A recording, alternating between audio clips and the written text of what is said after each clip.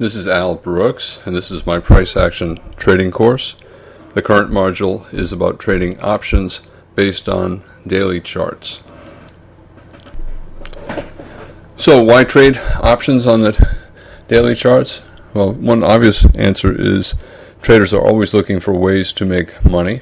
Day traders don't like much overnight risk, and options allow day traders to take positions on patterns that they see on the daily charts, patterns that might take several days to reach targets, and the day traders can take those positions without much overnight risk.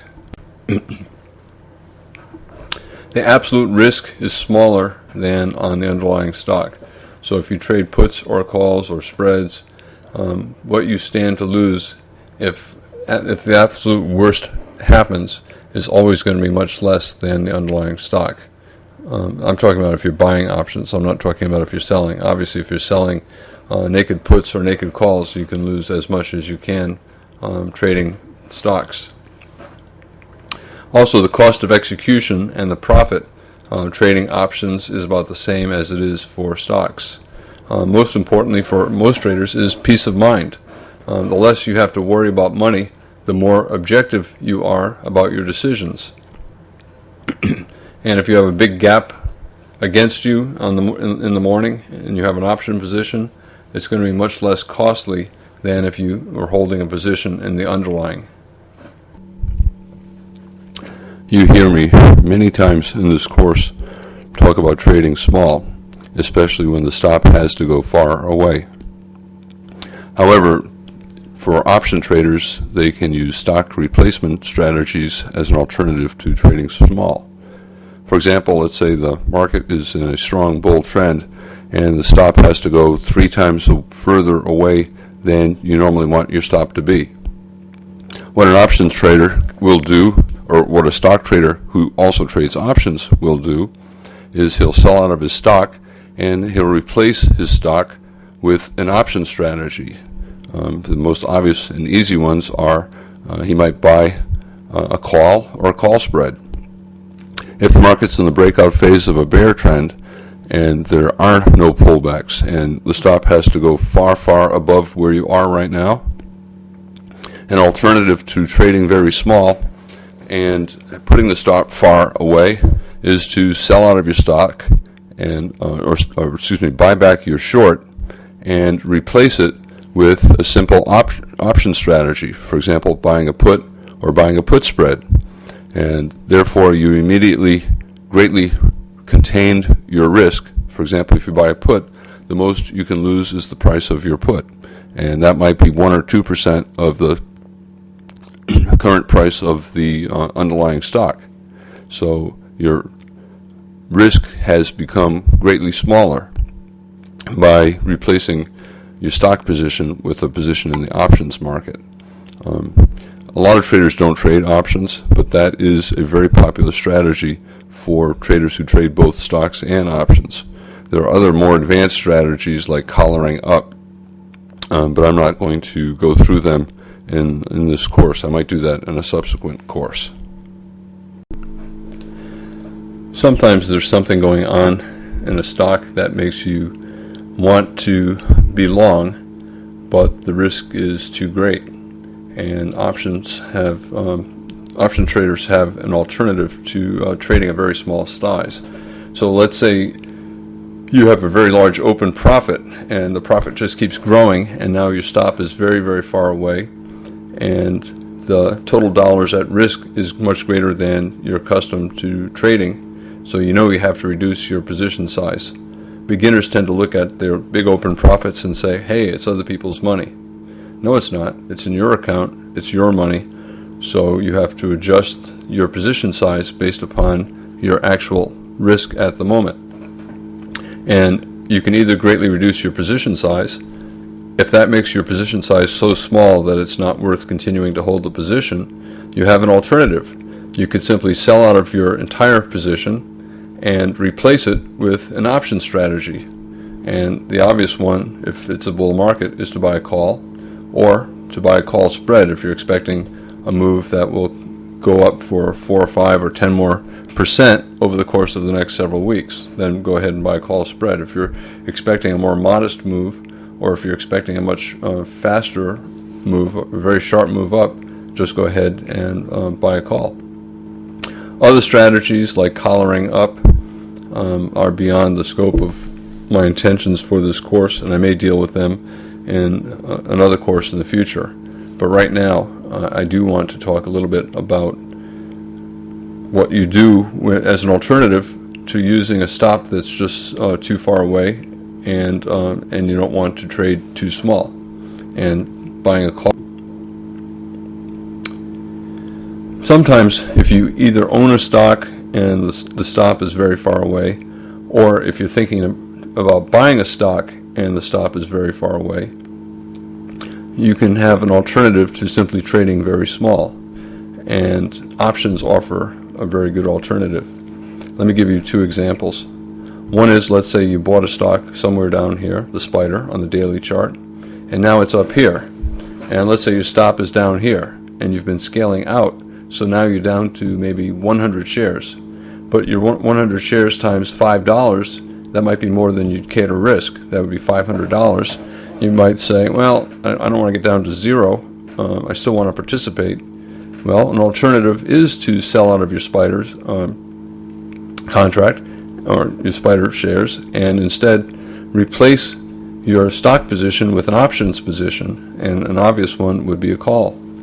Just buy an at-the-money call 1 month out or 2 months out, and so at this point you'd be long a call.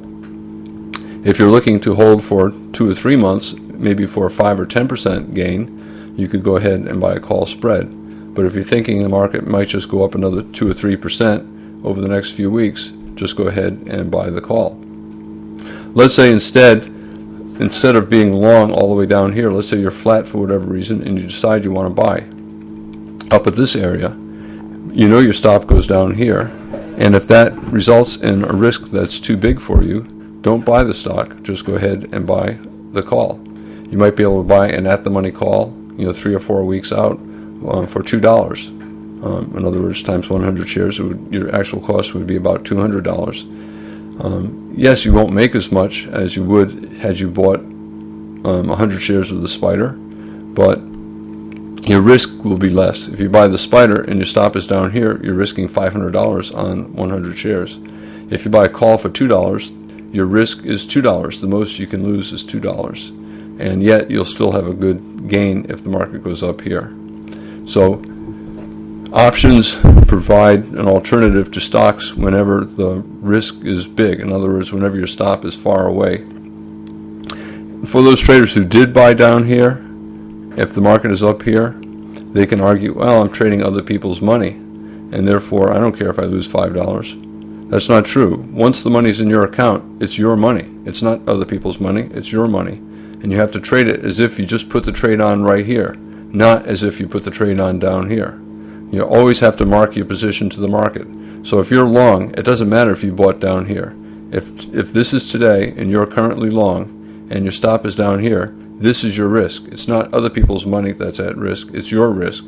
And you constantly have to be reassessing your position based upon your current stop, your current position size, and the current price. It's your money. It's always your money if it's in your account.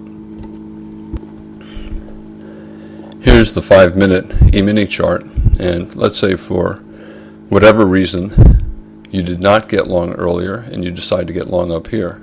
You know that your stop is below the bottom of the bull spike, and you say, well, wow, that's 8 points away. I can't risk 8 points, and yet I only trade one E-mini contract, so I can't take the trade. Well, an alternative to doing that is to use options as an alternative. You could simply go ahead and buy an at-the-money weekly spider call, or if it's still too expensive, buy a slightly out-of-the-money spider call. Options are a very good alternative to stocks, and especially a big market like the E-mini or the spider. Spider calls have tremendous volume, and they're excellent alternatives to taking outright positions in the spider or the E-mini. Let's give it an alternate example here. Let's say you happen to buy here, and you're still long here, and your stop is now, whatever, 7 points away, and you don't want to risk that much. Yet you think the market is still going a lot higher. You should be reducing your position size to keep the risk the same. But if it's too far away and you can't reduce your position size, instead of continuing to hold your E-mini and using a stop that might be too tight, like maybe below this bar, what you could do is simply sell out of your E-mini position and go ahead and buy a spider call, an at-the-money spider call, a weekly call.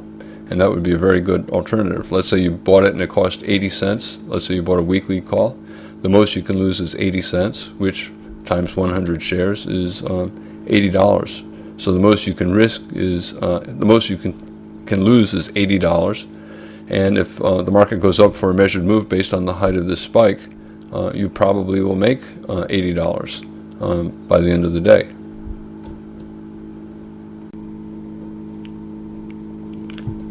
There are stock replacement strategies for bearish positions, and if a trader finds that his stop has to be so far above his entry price that the position would be so small it's not worth taking, yet he feels the trend is strong and he wants to participate, he has a stock alternative. He has an alternative for his stock, and that is in the options market. He could buy a put, or he could buy a put spread. Let's say he sold way up here and the market's way down here, and his stop has to be much higher up than what he is comfortable using. He could just buy back his stock, his short, for a profit, and then go ahead and put on an option position like buying a put or buying a put spread, and that will allow him to continue to participate on the downside. There are other alternatives like ratio put spreads and calendar put spreads and put flies, but they're beyond what I want to discuss in this course. Here's an example of a bear trend in the spider on the daily chart, and I want to talk about it in two different ways. Let's say you are flat and you see this big bear spike occurring late in the bear trend, and you decide that the market is going down more, and you're correct. That makes sense whenever the trend is this strong.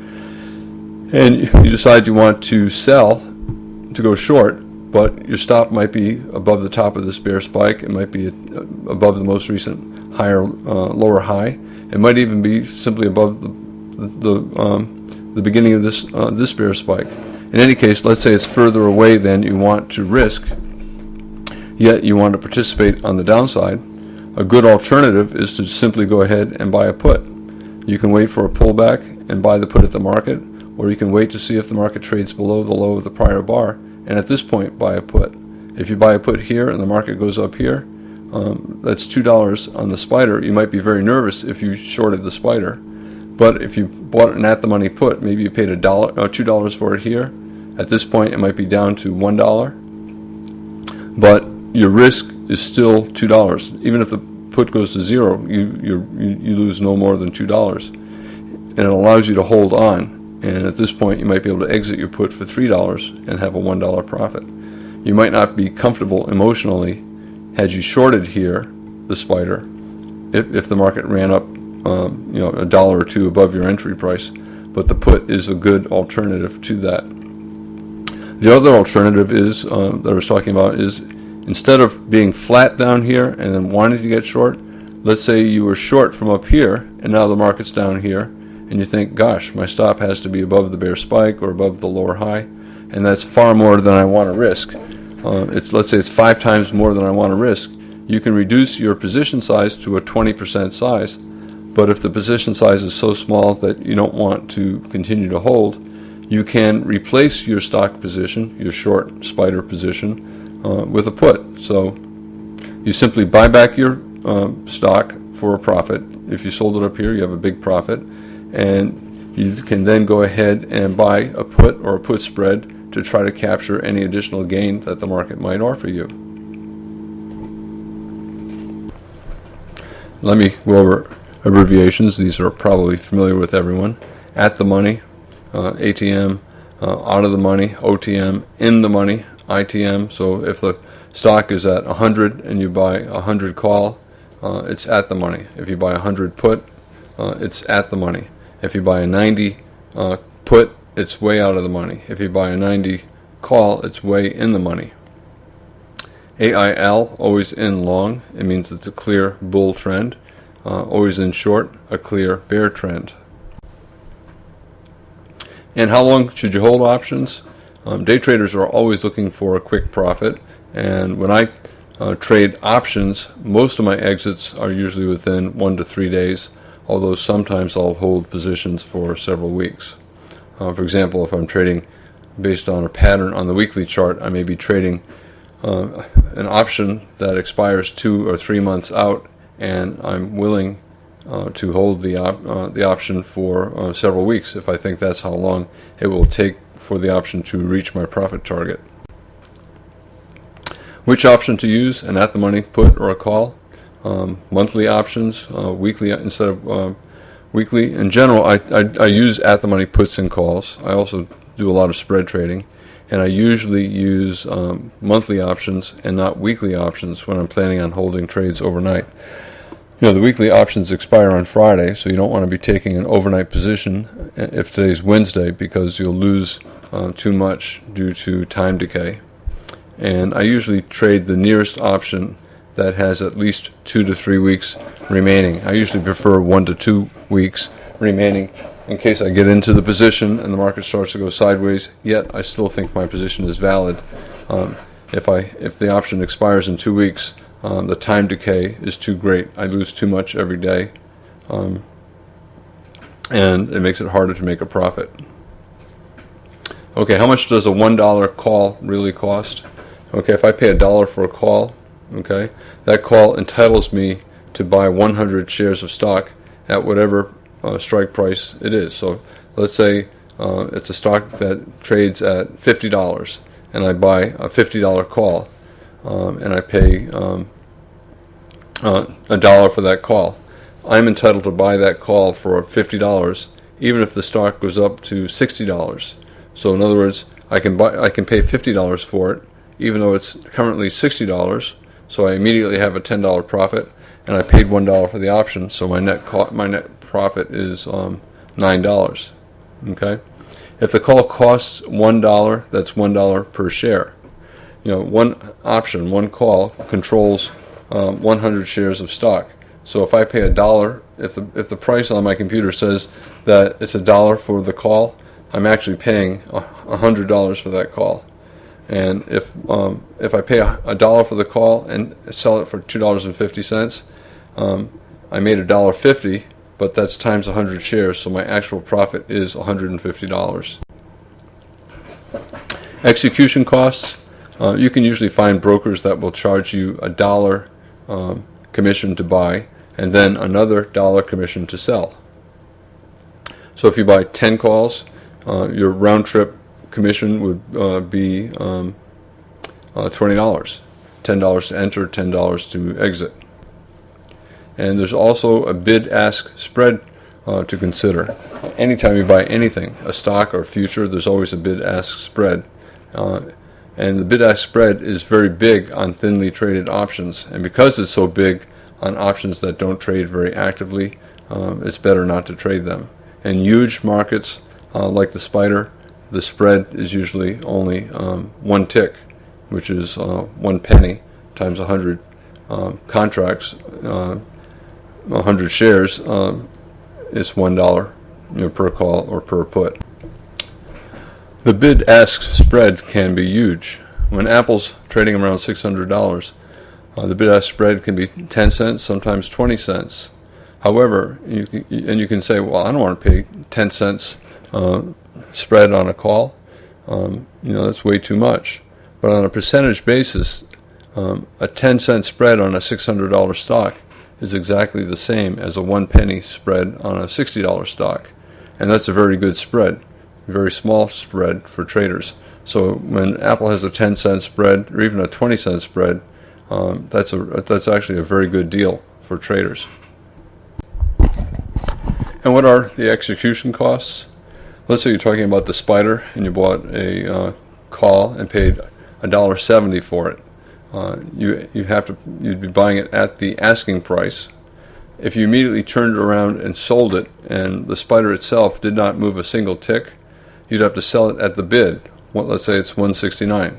So you'd immediately lose $1. Okay, 1 penny spread times 100 shares. But you would also pay $1 to buy, $1 to sell in commissions. So your total loss would be $3. So even though the spider did not move a tick, it would cost you $3. And if you were trading 100 calls, that would be $300. Okay, at the money volume can be huge, and that creates the tightest bid-ask spread. And with very big volume stocks and ETFs, that allows you to use market orders.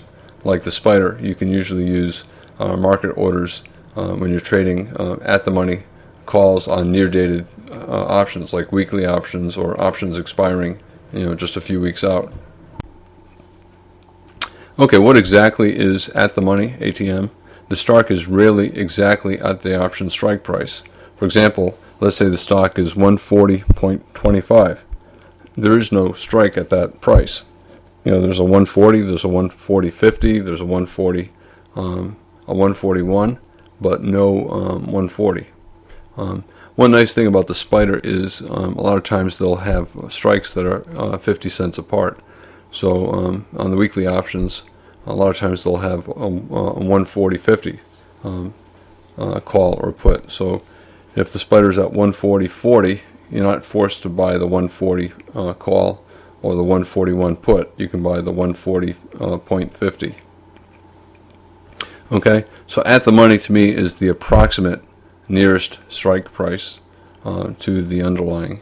I prefer slightly in the money to out of the money because the in the money option will have a broader range than the out of the money option, and that gives me more opportunity for profit. When you can't decide in the money or out of the money, it doesn't matter. Just choose either. An example: let's say a stock is at somewhere in the range between 99.80 and 100.70. Okay, I would trade the 100 puts. The 100 calls. So even 99.80, the 100 calls would be slightly out of the money, but only slightly. So I would, at 100.70, the calls are way in the money, but I would still probably trade the 100 calls instead of the 101s. If it's at 99.40, I would trade the 100 puts, even though that's way in the money. But I'd rather do that than trade the 99s, which is out of the money. Here's an example comparing out of the money and at the money calls. On the left, here's the spider, and it's a line chart, not a bar chart. And this is what took place today. We had a 90-cent range. Okay, the market opened up. At the money was 141 earlier in the day. That's the closest strike, right? So at the money is 141. Had I bought an at the money call at the absolute low tick, well, let me put it this way: the 141 call had a range of 59 cents today. The spider itself had a range of 90 cents. But if I instead bought the out of the money call, the next strike up, the 142, it's a lot cheaper, right? It's 20 cents instead of 60 cents to buy it, but the range was only 32 cents. And if your commissions are a penny in and a penny out, and the spread is a penny in and a penny out, that means your overhead is 4 cents. And when your range is 32 cents and you have 4 cents built-in overhead, it's very hard to make much of a profit, because you're not going to be buying the low tick, you're not going to be selling the high tick. You'll be buying somewhere in here, 30 cents, and you'll be selling here, 40 cents, and then you have 4 cents overhead. So you're making 6 cents profit on a win, and you're losing 14 cents on a loss. And it's impossible to make a living when your losses are 2 times or more greater than your wins. On the other hand, if you have a 60-cent range, 59-cent range, it's much easier to make a profit. You buy down here around 70, you sell up here for around $1, and you can make 30 cents on a good move. So use the chart of the stock to make your trading decisions. I don't look at the chart of the options when I'm deciding, should I buy or should I sell. To me, the options are a reflection of what's going on with the underlying stock.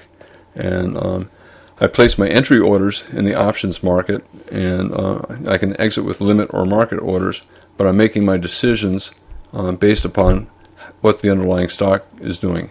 So for example, if the spider looks like it's a buy and I'd rather buy options, I immediately buy at the market or with a limit order at the money call, assuming that I'm trading the options today instead of the spider, which I sometimes do.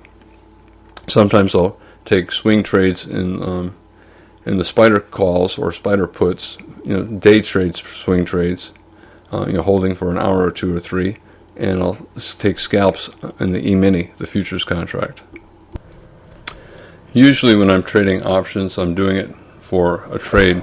That when I'm trading options on the daily chart, and a trade means that my goal is to reach a profit target within 1 to 3 days, and then I get out. So I get out with a profit or with a loss within 1 to 3 days, and I rarely lose more than half of the cost of the option. But I also never hold onto the option and hope that the option goes my way, and I never get greedy. Once my goal is no longer likely, I just take my loss and get out. And once I achieve my goal, I take my profit and get out. Profits disappear very, very quickly in options. So if you get a surprisingly big profit within a day or two, it's usually better to exit most or all of your position. In general, if the value of the option doubles in price, take at least half off. So if you paid $1 for the option, and then yesterday and today it's worth $2, take at least half off, if not all off, if it's achieved your goal. Okay, time decay erodes profits. Okay, let's say you buy a spider call, and the spider stays the same. It does not move a tick up or down, right? Well, tomorrow your call will be worth 10 cents less. The next day it'll be worth 10 cents less. So there's a certain amount of time decay, usually about 10 cents a day in the spider. And you have to be aware of that, so don't hold options too long. If you buy an option, a put or a call, while the market is moving up very quickly, the option price usually goes up faster than expected because a certain amount of uncertainty gets built into the cost of the option. And that increase in volatility increases the uncertainty and the risk to anyone selling the option. So the price of the option goes up faster than the market. And if the market suddenly reaches your target and then starts to go sideways, the value of the option will shrink very fast as volatility shrinks. So if you have a big profit on a very quick move, the option is extra inflated because of the quickness of the move. You should always take at least part, half, sometimes all of the position off. And what about the spreads? Spreads take a big move to become profitable. If, for example, if you buy, let's say the stock is at 100 and you buy a 105 spread, right? For you to make a profit on that spread, you need the market to move up close to 105. And if it does not get close to 105, you're not going to make much profit. If your goal is to get out in 1 to 3 days, in other words, if you think the stock is going to go to 101, don't buy a spread, a 100, a 105 spread. Don't even buy a 100, 101 spread. Simply buy the call outright. Because if your goal is short term to get out in 1 to 3 days, the spread will not have enough time and the market will not move enough for you to make a profit. Also, you're paying double commissions, and you're paying double bid-ask spread cost, right?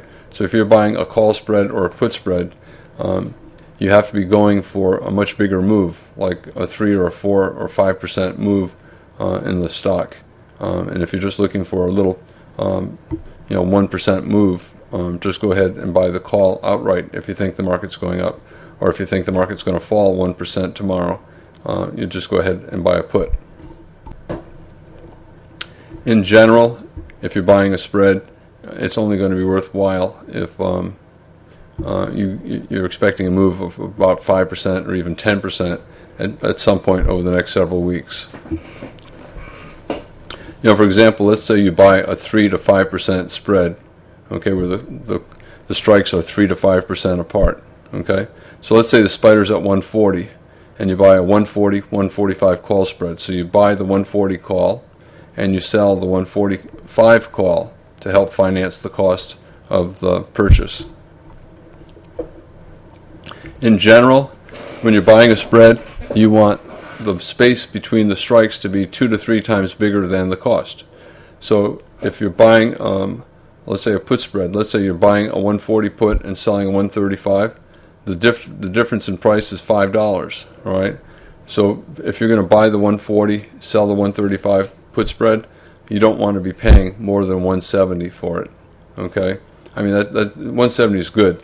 A lot of times it'll be as high as 250, but never pay more than 250. So never pay more than half of the distance in the spread. Sometimes if you want to make the ratio 3 to 1, you have to go a little bit out of the money, which is okay. But if you're expecting a big move, 5 to 10% move, going a little out of the money is okay, because you're expecting the move to go well beyond your short strike price anyway. Okay, let's say the spider's at 140 and you think it probably will fall to 135. In other words, about a 4% move in the next couple of weeks. You might buy a 1 to 2 month out 140, 135 put spread, and you can usually place it as a spread order. Most brokers allow you to place it as a spread order using limit orders. For example, you might buy it at 170 or better. So you get filled, let's say you get filled at 170.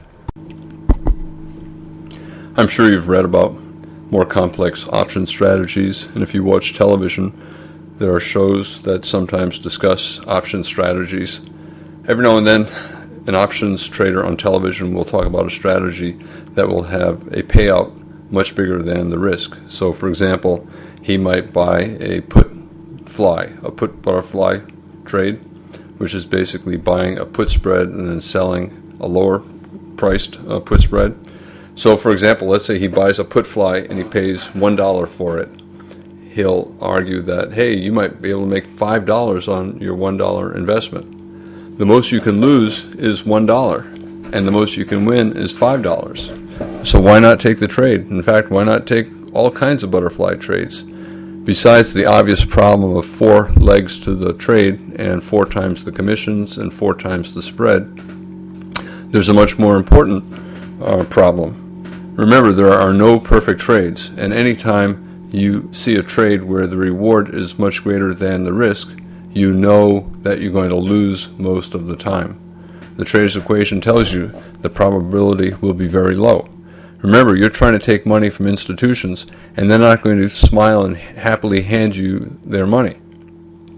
So anytime they're going to dangle a big reward in front of you with very little risk, you have to be aware that you're going to lose most of the time. And if you don't mind losing most of the time, then go ahead, take those strategies like put flies or call butterflies, and occasionally make 5 times your risk. But that means you're probably losing 3 or 4 times every time you win, and you have to also consider the emotional factor. Are you going to be happy losing 70% of the time, 80% of the time? I'm personally not that way, so I usually avoid trades where the reward is so much greater than the risk, because I know that the only way that can happen is if I lose most of the time. And I like to win. I don't like to lose. So I usually avoid very low probability trades.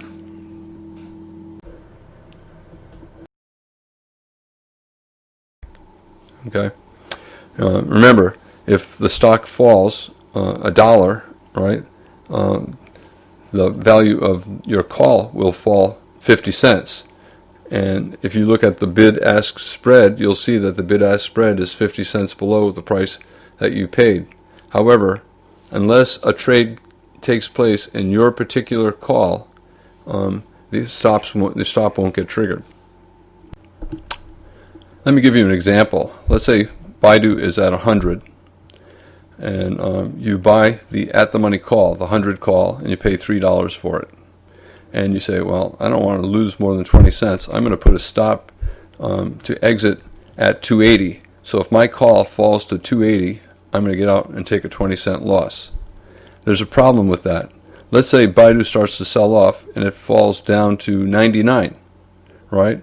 That means the value of your call is probably now worth about 250. And if you look over at your positions, you might find you're still holding that 100 call and it's now worth 250, right? How could it fall to 250, well below your 280 stop, and your stop not get filled? Well, it's because the Baidu options are not actively traded, and it's possible that no trades took place in the Baidu calls, even though Baidu fell $1 and the value of the call fell 250. Your stop at 280 only gets hit if there's a trade that takes place in that call at 280 or below. So right now you're looking and you're saying, Baidu's at 99, my call is at 250, and I'm still long, and the market's falling. What am I going to do? Okay? If someone finally places a trade in that call at 210, if someone buys the call, sells the call at 210, right? Remember, you bought it at 3, and it's way below your 280 stop. Okay, so somebody finally buys a call or sells a call, and the trade takes place at 210, right? Okay, this is the first trade that took place at or below your stop price. So now your 280 stop becomes a market order, right? You'll get filled at the bid, but the bid might be 190, right? There might be a 20-cent bid-ask spread in the Baidu 100 calls. So now you'll get filled at the bid, which is 190. So your 280 stop got filled at 190, 90 cents worse than you thought it should be filled. Okay? That's why you cannot use stops when you trade options, or why you should not use stops.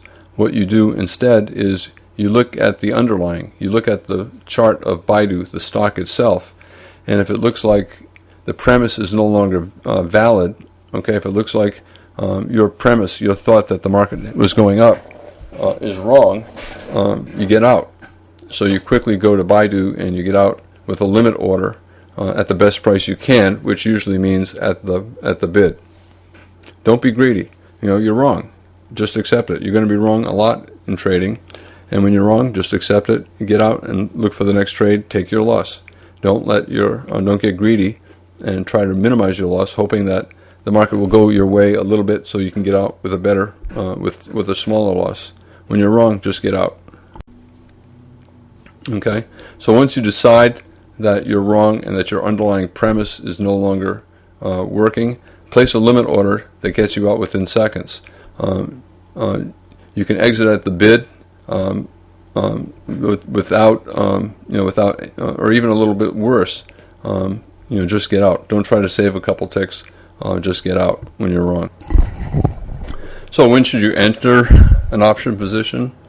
As soon as the setup is clear. You look at the daily chart, the weekly chart, the 60-minute chart. Just before I typically enter just before the close of the day. Sometimes I'll enter at any time during the day if the market action seems like it warrants putting on an option position.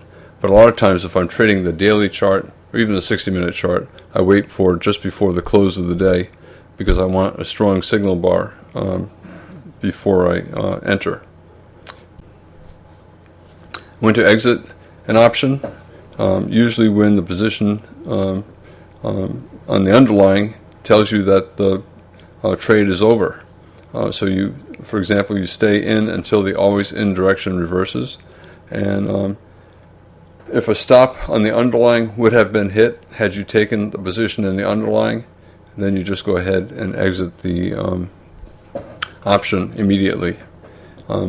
If the profit if you had taken a position in the underlying and the profit would have reached twice your risk, or if the option itself doubles in price, that's a good time to take half off, or sometimes even your entire position off.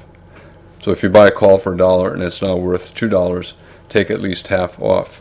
If the underlying risk was, let's say, $1, and the underlying has moved $2, twice the size of the underlying risk, then you can take half of your option position off. Let's take an example of the SPDR at $140. The cost of 100 shares is $14,000.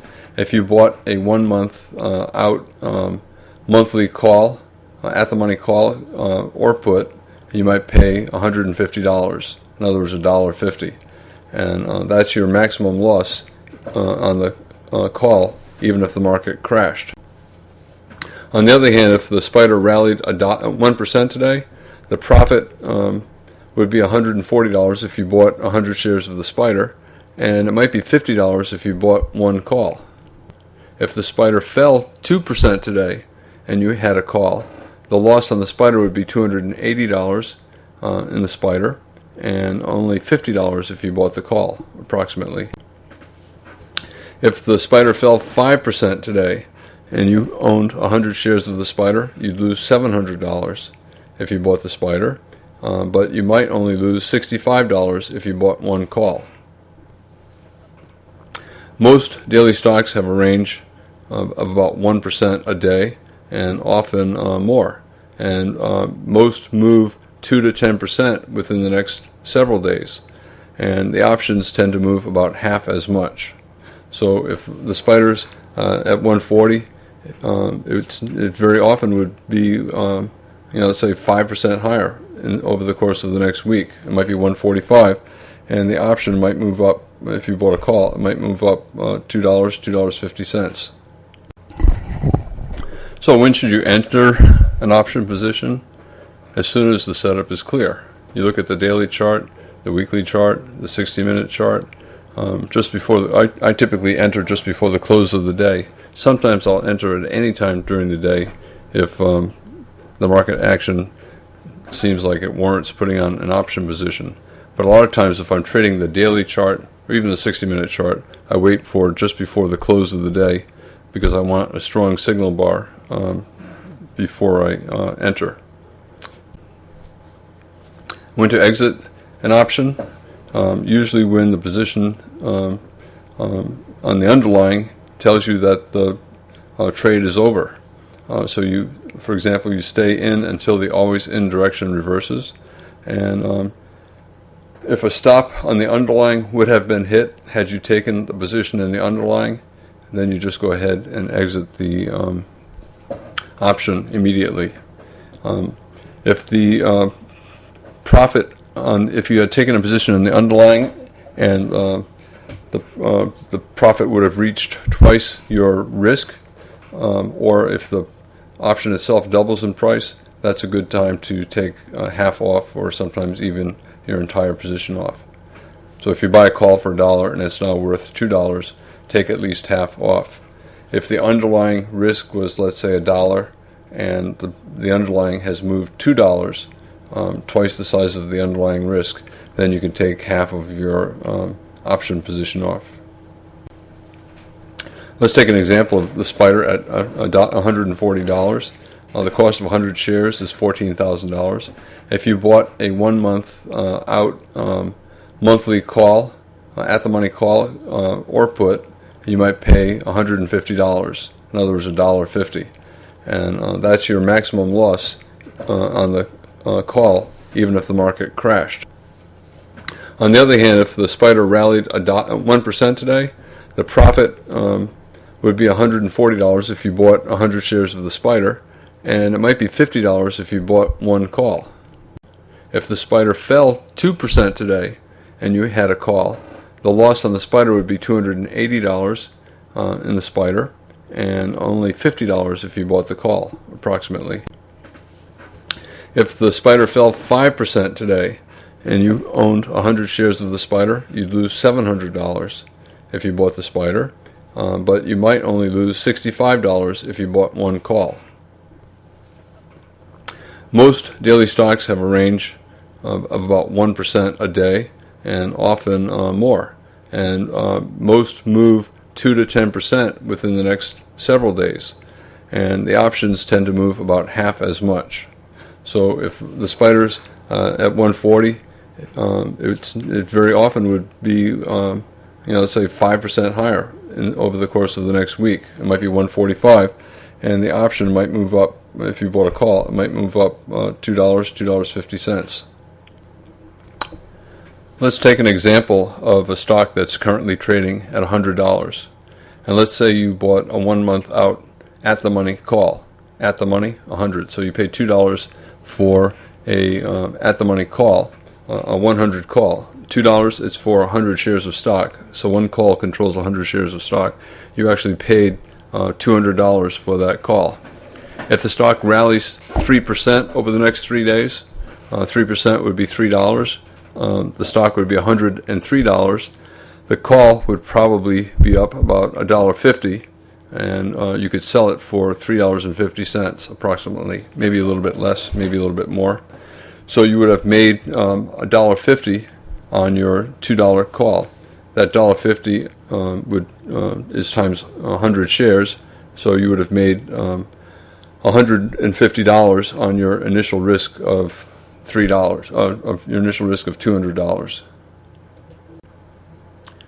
Let's take an example of Apple. Let's say today it's trading at $600, and you thought it was going to fall, so you went ahead and you bought a 1 month out at the money put.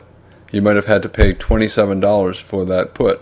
Remember, that's times 100 shares, so your actual cost, what you actually had to pay, was $2,700. All right, and if Apple falls 3% over the next 3 days, 3% is $18. The put would move about half as much, and so it would increase in value about $9, and you could sell that put for $36 approximately, and you would have made $9 on your put. It's $9 times the 100 shares that each put represents, so you would have bought the put for $2,700, and you would have sold it for $3,600, and you would have had a net profit of about $900. Some stocks are fantastic. For example, Apple, the at the money options for the nearest contracts on the monthly options, the volume is often 3,000 options a day, which is very good volume. In general, it's better to enter and exit monthly options with limit orders, although with huge markets like Apple and the SPDR, you usually can enter and exit at the market. And the bid-ask spread on stocks like Apple is really good. It might be 10 cents when Apple's trading at $600, which is very good. If it was a $60 stock, that would be a penny, and that's a very tight bid-ask spread. So you get very good fills. Which stocks to use? You can use any stock or any ATF, and you want the open interest of the options of the at the money options in general to be 1,000 or more. Sometimes less. 5,000 or more is better, because the more actively traded the options, the tighter the bid-ask spread, so the less your execution costs. Also, you want the stocks, the options to be traded fairly actively, so that if you're trying to get out, you want your order to be filled quickly. You don't want to place an order, a limit order to get out, and it just sits there for an hour or 2 or 3, because then you'll end up having to change it to make it a better price for the person on the other side, which is a worse price for you. So you either make less money, or if you're trying to get out of a losing trade, you lose more money. Okay, which stocks do you trade? You can look at the daily or 60-minute charts for setups. You look for best trade setups. You can look at the module on best trades, and if you see a setup, a best trade type of setup on the daily chart or 60-minute chart, then you should consider trading a put or a call or a spread on that particular underlying stock. Examples in 2012 of stocks that have very reliable options: SPDR, Apple, Amazon, Google, Goldman Sachs, IBM, Gold. There are far more than that, but those are the ones that I look at pretty regularly. just about any stock can be good on any day if it moves enough. So if there's a special situation, some news event, some very boring stock can suddenly have very big daily ranges and huge volume in the options. Stocks with small option volume, sometimes they become very active and the bid-ask spreads then become very small, and the options can be traded extremely well, just like any other big volume option stock. Here's an example, the daily chart of TLT, which is the ETF that follows the 30-year Treasury bond. Let's say you have a possible major trend reversal. A top, you could look to buy 1 month out at the money puts. Once the price of the puts double, you can take half off, and then you could swing the balance as long as the TLT chart remains always in short, and you can hold until expiration if your thesis is still correct, that the market is still always in short. Here's the daily chart of TLT. The market's clearly in a bull trend and had a very strong bear spike, and then it went sideways for about 20 bars or so. So it broke the trend line by going sideways. It tested the moving average, and traders can look to sell a reversal down from a test of the high of the bull trend for a possible major trend reversal. Here we have a rally, and we tried to reverse here, but below a bull bar, and after 5 or 6 bars up, I would not take that short. Here we're around a double top, and this would be a second entry short, this being the first. And we have a decent bear bar. You can argue that the micro channel is extremely tight, and it is. It's a very, very tight channel. We had a micro channel here, a breakout, and now a pullback back into the channel. This is an extremely tight channel. In general, whenever the market is in a very tight channel, and I'm looking for a trade in the opposite direction, I wait for a second signal. I wait for the market to go sideways a little and then have a second signal. And that's what we had. We had the channel. We broke through the tight channel for a few bars, and so we had some selling pressure. And now we have another bear bar. So now we have a higher high major trend reversal, and we have a decent second signal. This bear bar was a first signal. I would not call this bull bar a decent signal. I would say this is a signal, this is a signal. Tight. It's still in a fairly tight channel. Okay. Maybe it's better for it to round over some more. In fact, it probably is when the channel is this tight. That means the momentum up is so strong.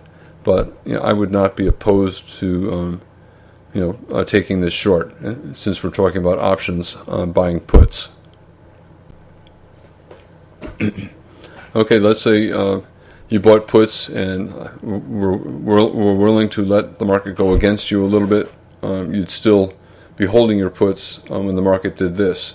If you did not buy puts and you were waiting for a second signal and you saw the market fall below that bar and then had a strong bear close, you might go ahead and buy the 1 month out August at the money put. Okay, right now the TLT is around 131, so the at the money put would be 131, and you probably could have paid about $1.50 for it. You have a micro double top. Okay, the market went up and down, and a second signal. This was a decent. You could argue this is a second signal. This is another second signal from this one, and it's a higher high major trend reversal. My concern would be the tightness of the channel, but we're starting to turn down repeatedly here. 1, 2, 3, 4. I think the chances are pretty good of making a profitable trade. All right, so you bought your put there, and then you got this gift, a big gap down and a big bear bar through the moving average. Your put now is over $3, so it doubled in price. In general, I don't like to get greedy with options because option profits disappear very quickly. Even if the market goes sideways, your profits disappear. So I always take at least half off if I get a double. So here, the option, you bought it for $150, it's now $3. I would take half off or even all off. If you took half off and planned to exit if the TLT went above your signal bar, and then you were going to let the rest swing, you might have taken some off here, tight channel, I probably would hold. Here we have the third push down, 1, 2, 3. We fell below the bottom of a trend channel line. I don't have it drawn in. The puts expired over here on this day for $9.50. So $9.50 would have been in your account. You paid $150. The puts expired at $9.50. Your profit was $8. You would have ended up with $800 profit per put. Alternatively, let's say you had taken the earlier entry when the TLT was at 130 and you bought the 130 put, you would have paid $2 for it at that time. When the option expired over here, the TLT fell $8 from your entry price to 122, so your 130 put would have a value of $800 when it expired, and since you paid $2 for it, it's now worth $8. Your total profit would have been $600. $6 on the put times 100 contracts, or 100 shares of the underlying. If the premise is no longer valid, get out. You never hold on to a position and hope that it will once again go your way. Just exit, take your loss, and move on. Look for another trade. Remember, you're going to lose a lot as a trader. If you're good, you'll win 60, 70% of the time. If you're really good, you can win 80 or 90% of the time. But if you're winning, 60% of the time, be happy. But that still means you're going to lose 40% of the time. So never get upset by a loss. Just take it and move on and look for another trade. Here's Apple. We have a bull trend and a very strong break below the bull trend line, and a test of the moving average. We fell well below the moving average, so you probably would start to look for a reversal down on any test of the high. So in other words, you look for a major trend reversal top on the next rally. Here we have a rally, and it has 3 pushes up, a bar up and then down, up and then bear bar and then up. So we have a lower high major trend reversal, and we have in the shape of a wedge bear flag. So that's a decent setup. A bull body for the signal bar, not ideal. So if you don't take the first entry, you could take the second. At the money, 380. So you can buy a 1 month out at the money 380 put, September in this case, and you might pay $15 for it, for this lower high major trend reversal. And then you see a few days later, Apple fell $25 and your 380 put rose $12 to $27. Okay, you paid $15, it's at $27. It's not quite 2 times your cost, right? But it's close, and it's closing on its low. It's reasonable to hold for more. But this is what you got instead, right? So instead of the market going down and hitting your initial target of 2 times the cost, the market reversed up quickly, and the market had 6 consecutive bull bodies here, and you're well above the entry price.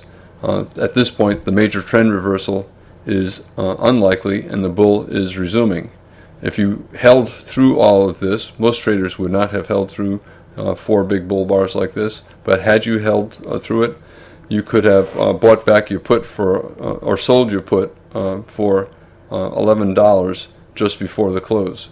So you paid $15, you'd sell for $11, you'd lose $4 times 100 shares, you would lose $400. Most traders, in fact, probably would have bought calls in here. Bull trend looks like it's resuming, or here, or here.